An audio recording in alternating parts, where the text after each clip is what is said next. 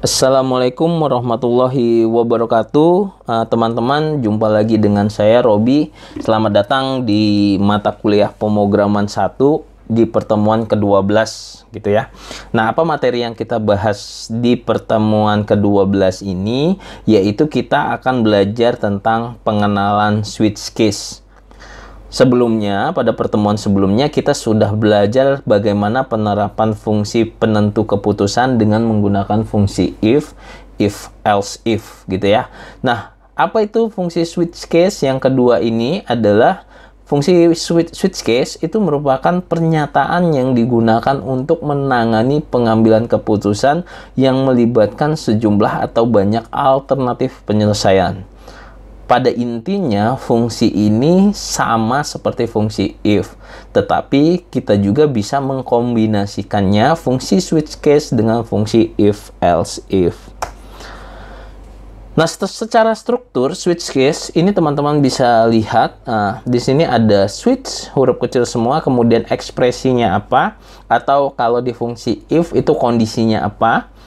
Buka kurung tutup kurung kondisinya, kemudian buka kurung kurawal case, kemudian nama variabelnya kalau dicontoh di sini adalah nilai 1.2 pernyataan 1 break titik koma.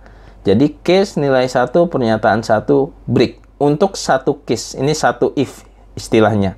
Break adalah fungsi yang dimana ketika kondisi tertentu ditemukan, maka si komputer tidak akan lagi mencari di case yang lain. Jadi perintah break itu digunakan untuk memberhentikan pencarian di komputer. Kemudian selanjutnya adalah case nilai 2, pernyataan 2, break, titik koma, sampai dengan default pernyataan N. Jadi case-nya ada 3, 4, 5, 6, 7, 8. Else yang terakhir kalau di switch case itu ada default. Mungkin itu pemahaman lebih sederhananya. Dan jangan lupa ditutup kurung kurawal. Nah, contoh tampilan di sini masukkan nomor program studi Anda. Kalau saya ketik angka 2, maka yang akan tampil adalah program studi teknik informatika. Kemudian di sini ada note break berfungsi untuk memberhentikan pencarian apabila kondisi sudah terpenuhi.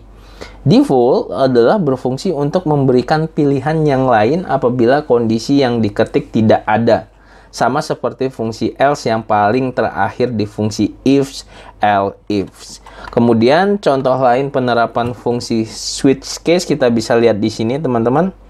Oke, ini contoh lain penggunaan menunya. Nanti saya coba kasih satu contoh program menggunakan switch case gitu ya.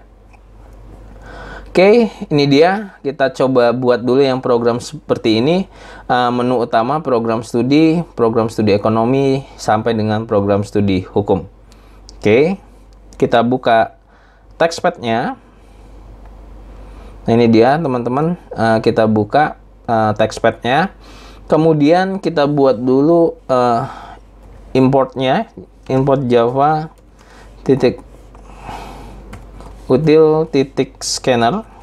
Oke teman-teman, setelah menggunakan import java.util.scanner, kita buat nama kelasnya latihan pernyataan switch menu gitu ya. Ini sebenarnya terserah, sama seperti di pertemuan sebelumnya mau buat apa. Kemudian selanjutnya teman-teman buat public static void main string args. Kemudian buat metode baru yaitu scanner input sama dengan new scanner. Sampai pertemuan ke-12 ini saya rasa teman-teman sudah memahami fungsi dari import, public class, public static void main, serta pembuatan metode baru. Nah, di switch case untuk dapat tampil menunya langsung seperti ini, kita buat aja dengan menggunakan sistem out print ln teman-teman gitu ya. Kita buat sistem out print ln, menunya yang kira-kira seperti ini. Kalau saya jalankan,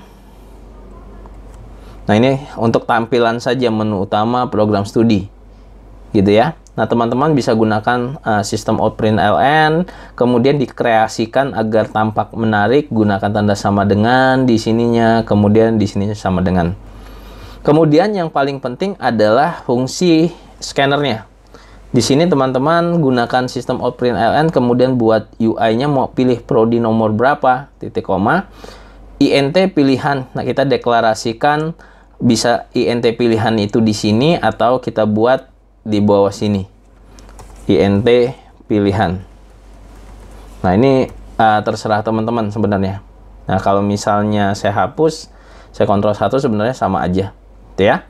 Pilihan sama dengan input sama dengan next INT karena tipe datanya adalah INT. Kemudian konsep dari switch case ini adalah switch pilihan. Pilihan ini adalah nama variabel yang saya sudah buat. Case 1 karena tipe datanya INT dia angkanya 1. Kemudian selanjutnya sistem out println, tampilan di sini Anda memilih prodi ekonomi manajemen. Ini pilihannya. Kemudian kita break titik koma. Selanjutnya case 2 kita masukkan sistem out println Anda memilih prodi teknik informatika, break. Kemudian case 3 titik 2, strukturnya sama ya teman-teman, semuanya harus sama seperti ini. Anda memilih prodi teknik sipil, break. Kemudian yang keempat Anda memilih prodi ilmu komunikasi. Case yang kelima Anda memilih prodi ilmu hukum. Dan apabila tidak ada lagi pilihan untuk case yang lain, teman-teman bisa langsung isi defaultnya. Jadi kalau user ngetiknya selain angka 1, 2, 3, 4, 5, maka akan dilempar ke sini. Misalnya nanti user ngeklik angka 6 atau ngetik angka 6, dia akan terlempar di sini. Jadi default itu else yang terakhir kalau di fungsi if else. Kemudian jangan lupa tutup kurungnya ada 3 karena case ini membuka 1 ya. Satu lagi ada public class dan public static void main. Oke, kita coba kontrol 1, kontrol 2. Ini tampilan saja yang sistem out tadi gitu ya. Kemudian mau pilih prodi nomor berapa, misalnya kita prodinya nomor 2. Saya mau pilih nomor 2. Benar nggak sih kalau saya pilih nomor 2 akan ditampilkan teknik informatika. Saya enter, maka di dalam ini Anda memilih program teknik informatika. Nah, bagaimana kalau misalnya saya memilih angka selain angka 1 sampai dengan angka 5? Saya milih angka 7. Ini ada keterangan, please deh, pilih nomor 1, 2, 3, 4, dan 5 saja. Ini adalah hasil dari default ini. Oke teman-teman, itu contoh sederhana penggunaan switch case. Nanti kita akan gunakan lagi contoh-contoh yang lain. Bahkan nanti ada soal yang kita gabungkan antara fungsi switch case dengan fungsi if else if. Oke, untuk pertemuan ke-12 ini di mata kuliah pemrograman saya rasa cukup. Terima kasih atas perhatiannya. Tetap semangat belajar, tetap semangat latihan. Assalamualaikum warahmatullahi wabarakatuh.